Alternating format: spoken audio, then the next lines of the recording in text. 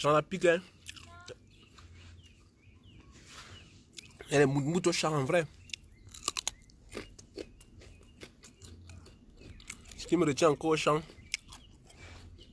c'est le goût. Le meilleur cru. Sinon, nous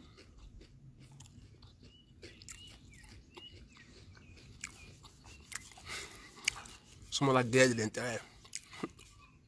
Nous sommes à la chasse des intérêts. Voilà.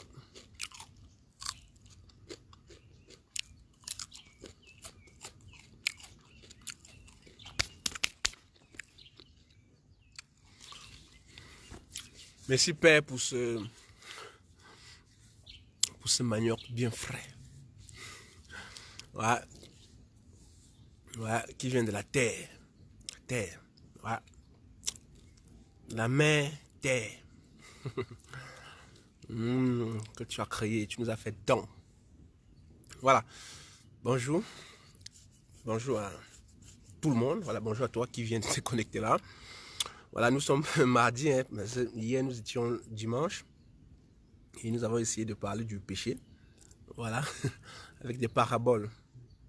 Voilà, aujourd'hui, nous allons parler de... Bon, déjà, bienvenue dans mon assemblée. Bienvenue dans mon assemblée. Voilà. Il y a des âmes là, par exemple. Je suis venu, il fallait que ces âmes soient sauvées, quoi. Voilà, comme vous remarquez là. Voilà, donc déjà, bienvenue dans mon assemblée. Au chant.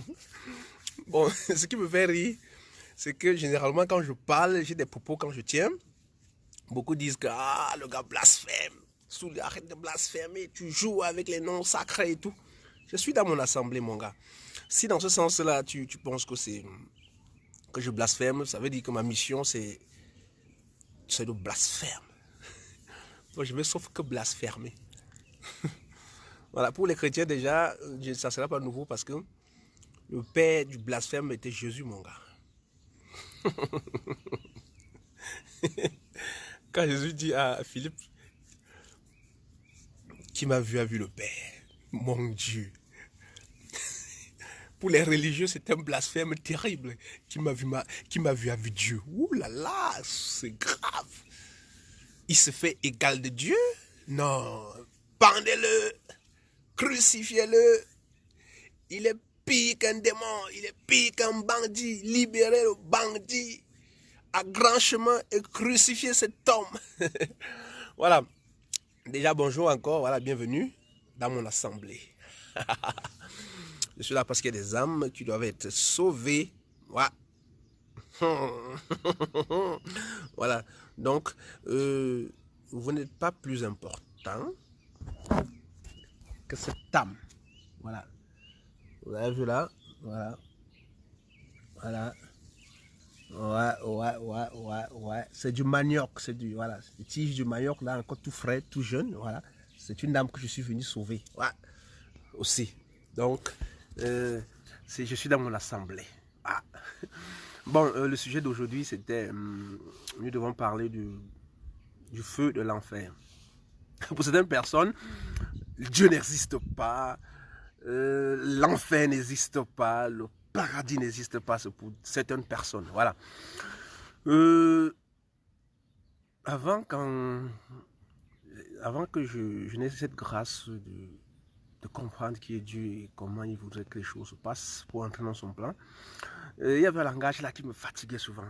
Que Dieu ne détruit pas le monde à cause de ses enfants. Moi, je ne comprenais pas cet âge. Que Dieu repousse la destruction du monde parce que ses enfants sont là. Dans l'amour qu'il a pour ses enfants, fait en sorte que dans un village de 1000 personnes, s'il y a 10, ou alors même 5, qui l'honorent comme il l'aime, ce village peut être encore pardonné pour quelque temps. Voilà. Donc avant, je ne comprenais pas ça. Ouais. Parce qu'aujourd'hui, par exemple, le sujet que nous allons aborder aujourd'hui, beaucoup parmi vous vont bénéficier de ce sujet par rapport à certaines personnes. Parce que ça ne dépendait que de moi. Sur Facebook, parler de Dieu, c'est pas le bon endroit. Voilà, donc il y a certaines personnes là qui que l'amour, voilà, que Dieu a pour eux voudrait que j'active encore mon Facebook, je parle de la part du Créateur du Très-Haut pour que certaines personnes en bénéficient. Ouais. Bon, pour être assez bref, nous allons parler du feu de l'enfer. Ouais. Voilà, vous allez remarquer naturellement, je suis au champ. Ouais. Pour vous qui connaissez le champ, voilà, pour vous qui avez un champ, si dans le champ, dans votre champ, vous avez des herbes, vous voyez des herbes sauvages là. Il y a dans certains champs, il y a des herbes qu'on appelle haricots sauvages. Voilà, ça c'est chez nous au Cameroun. Et il y a des herbes qu'on appelle les griffes du chat. Voilà.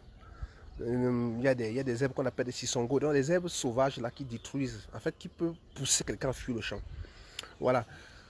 Hier, j'étais disant, voilà, je parlais concernant la façon donc certains herbes dans un champ résistent, donc reviennent toujours, repoussent toujours et très rapidement. Pourquoi? Parce que nous ne prenons pas la peine de les arracher depuis la racine, donc de les déraciner. Donc de les déraciner. Nous ne prenons pas le plus souvent cette peine-là. Voilà pourquoi le plus tôt, ça repousse et le champ effraie. Voilà, et c'est pareil dans nos églises. J'ai fait cette métaphore-là. Dans nos églises, voilà, dans ce que nous voyons, dans la réalité, partout là où vous allez voir dans les églises aujourd'hui, c'est grave avec les sujets de délivrance. Avec des sujets de délivrance, qu'est-ce qui se passe le plus souvent? Au lieu que le mal soit pris depuis la racine, pour en finir avec, voilà, on passe le temps à couper les herbes avec la machette. Vous voyez, on coupe, on dit que on a résolu le problème du champ, on a débarrassé le champ des mauvaises herbes, alors que c'est faux. C'est pareil dans nos églises. Ouais. Le plus souvent on parle de délivrance, mais c'est pas ce que nous voyons. Voilà, enfin c'est pas ce que moi je vois. Ouais. Dans les églises, c'est du folklore. Pas seulement dans les églises, dans beaucoup d'endroits.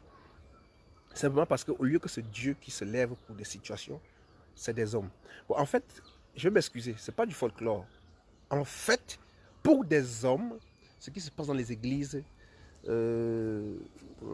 chez les marabouts, sur d'autres endroits là, c'est que c'est des résultats ou alors c'est un processus par des hommes.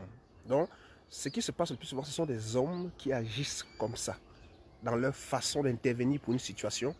Et humainement, il n'y a rien qui soit vraiment fait définitivement. Ce que l'homme fait, il va refaire. Or, c'est Dieu qui fait une fois et pour toutes.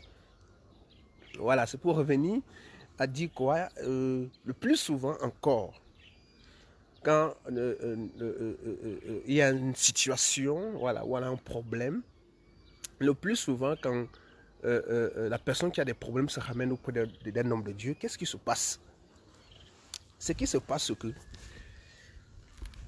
quand on arrive avec le problème, la situation à l'église, on se contente à demander qu'il y a quoi. Ouais, et quand on explique que telle personne souffre du sida, voilà, ou alors telle personne souffre de la tuberculose, ou alors cette personne souffre de manque d'enfants, ou alors cette personne souffre du célibat, au lieu que le problème de la personne soit touché depuis la racine. Donc, au lieu que le problème, vous voyez, au lieu qu'on résolve le problème de la personne depuis les racines, parce qu'en fait, ce n'est pas seulement le manque de mariage, c'est que cette personne souffre d'un mal profond et que le manque de mariage, le célibat, ou alors le manque d'enfants, ou alors le sida ou la tuberculose, là, est simplement un fruit, ou alors une branche du mal qui est enraciné, qui est devenu un arbre, qui produit déjà des fruits. Vous allez remarquer le plus souvent, quand quelqu'un est dans une situation, ce n'est pas seulement cette seule situation que la personne traverse. Il y a un langage généralement qui dit souvent, vraiment quand les problèmes viennent, ça ne vient pas seul. Ça vient en multitude, vous voyez. C'est pour dire quoi? C'est pour dire que le plus souvent, quand nous sommes confrontés à une situation de maladie ou de souffrance auxquelles on a besoin de l'aide de Dieu, l'homme de Dieu s'élève à soigner le sida. Ou alors à dire que tu reçois le mariage ou l'enfant. Ou bien, vous voyez, l'homme de Dieu se retrouve sur des détails. Alors que l'arbre du mal, depuis la racine, est encastré dans l'homme. Ouais. Ouais. Le plus souvent, c'est ça. Bon, maintenant, hier, qu'est-ce que j'essaie d'expliquer? Le vol, c'est pas le vol qui est péché. C'est pas manipuler, empoisonner le prochain qui est péché. Ce n'est pas forniquer qui est péché. Ouais. C'est parce qu'en fait, tous ces détails-là, forniquer, manipuler, empoisonner, mentir, détruire, voler, ce sont des fruits qui viennent d'un arbre, qui est enraciné en nous. Cet arbre-là qu'on appelle le péché. Et maintenant, cet arbre-là, le plus souvent, voilà pourquoi dans ce chant, hier, j'ai pris un exemple, il dit, il faut déraciner les zèbres. Vous voyez un peu? Voilà. Il faut depuis la racine. Et puis, il jeter sur un endroit. Voilà. Quand vous enlevez depuis la racine, je vais vous montrer un exemple. Pour revenir sur le feu de l'enfer, parce que voilà, le feu de l'enfer. Pour revenir sur le feu de l'enfer. Voilà. Quand vous déracinez, vous faites un tas comme ça. Vous allez voir, vous avez vu, vous faites un tas comme celui-ci, ça va sécher. Parce que si dans votre champ, vous n'avez pas un coin ou un coin réservé pour brûler, voilà, un coin réservé pour brûler les ordures, les mauvaises herbes déracinées, vous voyez, parce que vous voyez, c'est les racines qui sont, voilà, vous voyez, voilà. Le mal, si vous n'enlevez pas le mal comme ça, c'est impossible. Vous devez avoir un coin pour brûler. Et ce coin dans le champ, qui est réservé pour brûler ces choses, c'est un peu comme l'enfer. Voilà, parce que Dieu a prouvé l'enfer. Pareillement comme dans un champ, il y a un endroit bien déterminé pour brûler. Il y a toujours un endroit comme ça. Voilà, quand ce n'est pas déraciné depuis le bas, il y a problème. Voilà, quand vous partez à l'hôpital avec un souci de maladie inguérissable, s'il faut se focaliser sur la maladie inguérissable sans chercher d'où provient cette maladie et détruire depuis la racine, il y aura problème. Voilà, c'est pareil pour Dieu. Voilà, c'est pareil pour Dieu. Ça, je prenais juste des exemples au champ pour vous parler des âmes. Voilà. Voilà. Pour vous parler des âmes. Qu'est-ce qui se passe? Vous allez m'excuser parce que je vais vous parler comme ça. Voilà, les paroles sortent, dirigées par l'esprit, et chacun trouve son compte à sa façon. Voilà, donc ce que je veux revenir en disant ceci, je suis dans un champ, par exemple, vous allez remarquer,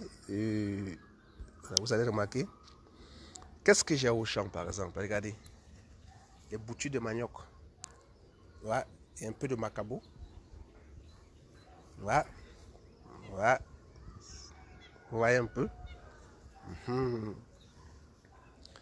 Quand vous regardez, c'est espacé, c'est pas beaucoup. Bon, maintenant, je vous ai présenté les boutures de manioc, voilà, je vous ai présenté les nouveaux maniocs là qui sont en train de pousser sur des endroits déjà nettoyés. Bon, maintenant, regardez un peu. Regardez en face ce qui reste à faire. Regardez la taille des herbes. Regardez la taille de la saleté. Ou alors des mauvaises herbes. Ou alors des problèmes qu'il y a autour de ces jeunes plantes. Ouais. Ici, c'est à nettoyer. Bon, maintenant, regardez en face. Ce n'est pas encore nettoyé.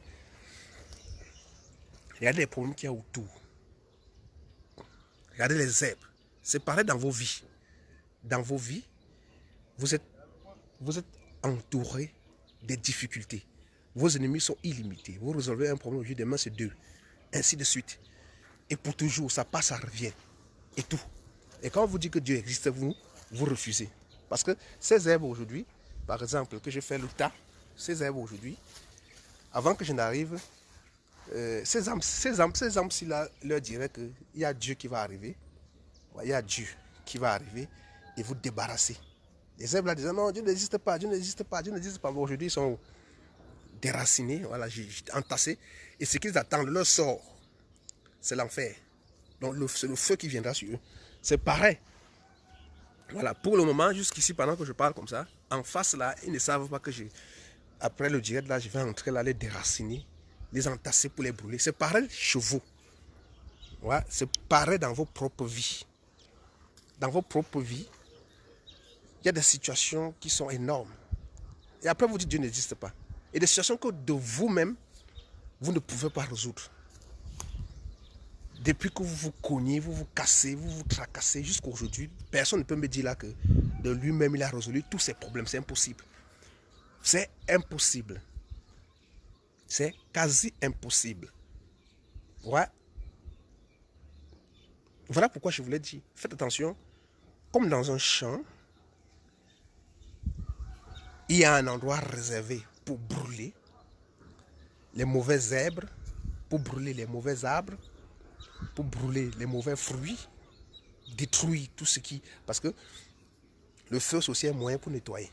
C'est le meilleur moyen, en fait, c'est le moyen le plus solide, le moyen final. Voilà pourquoi on parle du feu de l'enfer. Voilà. Le feu, c'est le moyen final pour en finir avec des mauvaises herbes, avec des problèmes du champ. Voilà. Voilà. Donc, c'était à ce niveau-là, dans un détail, voilà, que je voulais attirer l'attention d'un certain nombre de personnes concernant le feu de l'enfer. Ça, c'est au niveau physique. Voilà. Les choses sont expliquées aujourd'hui physiquement. Et par la suite, qu'est-ce qui se passe? Parce que je vais revenir sur un détail là. Vous pensez que... Revenons un peu sur les problèmes du champ là. Revenons un peu. Regardez la taille des problèmes que le champ a. Parce qu'à l'intérieur là, il y a les petits... à l'intérieur là, il y a les petits... Ouais, il y a les jeunes plantes comme ça. Voilà, les maïs et tout ça. À l'intérieur, il y en a. Vous voyez? Bon, vous pensez qu'étant ici à distance, je veux dire, feu sur les problèmes. Feu sur les problèmes. Feu sur les herbes. Feu avec la bouche, non. Parce que je vais attirer votre attention sur certains comportements qui se passent souvent à l'église là. On vous apprend à envoyer le feu sur les ennemis et tout. C'est quand même, c'est absurde. Et c'est même une insulte. Parce que Jésus n'est pas un nom. Jésus, c'est toute une compréhension profonde d'une réalité dans l'action. Dans comment entrer en action pour mener à bout une situation. Voilà. Par exemple, ces herbes-là que je viens de vous montrer, qui sont des problèmes des âmes, voilà, donc de mes maniocs, de mes petits maïs là, il faut que je me lève de moi-même, je m'en vais les arracher, comme vous avez vu là. Je les entache quelque part. Le soleil frappe dessus. Après, je mets le feu. C'est comme ça, c'est de ça qu'il s'agit. C'est comme ça que les choses devaient se faire. C'est comme ça que Dieu fera. Dieu ne peut pas rester au ciel. Il met le feu. Non. Comme il a fait descendre son fils, c'est comme ça. Le moment venu, à la fin, les choses se feront pareillement. Voilà. Voilà. Voilà. L'action, c'est l'accomplissement. Vous pouvez tout apprendre, connaître théoriquement, mais si vous ne comprenez pas dans l'action, vos problèmes restent indemnes. Vos problèmes restent pareils. Voilà, donc c'était pour attirer l'attention d'un certain nombre de personnes concernant le feu de l'enfer. Comment ça fonctionne? Voilà, donc si vous m'avez compris, merci. Et c'était votre frère Suleiman Guepnan.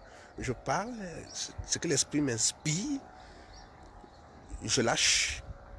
Et en fait, je parle. Mais c'est Dieu qui convainc. Donc, ma prière est que Dieu vous localise, vous visite et vous révèle des choses. Sur ce que j'ai dit, il y a des choses que vous n'avez pas compris. Dieu va écarter. Il y a des choses qui ne sont pas pour vous. Dieu écarte. Parce que les hommes sont diverses. Pareillement, vous allez voir les scorpions, la souris, le chat, le chien, et patati et patata. Les hommes sont comme ça. La façon dont on parle au serpent, c'est pas comme ça qu'on parle au poussin, à la poule.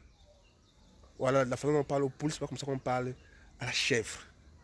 Donc, c'est un même message, mais chacun son langage, dans comprendre le même message. Donc, ma prière est que Dieu vous ouvre l'entendement et vous facilite la compréhension. C'est lui qui vous enseigne et c'est lui qui convainc. Donc, merci d'être là aujourd'hui et bien des choses à vous. Je pense que d'ici là, que Dieu vous bénisse encore et encore et pour toujours. Dans le nom de Jésus-Christ. Amen.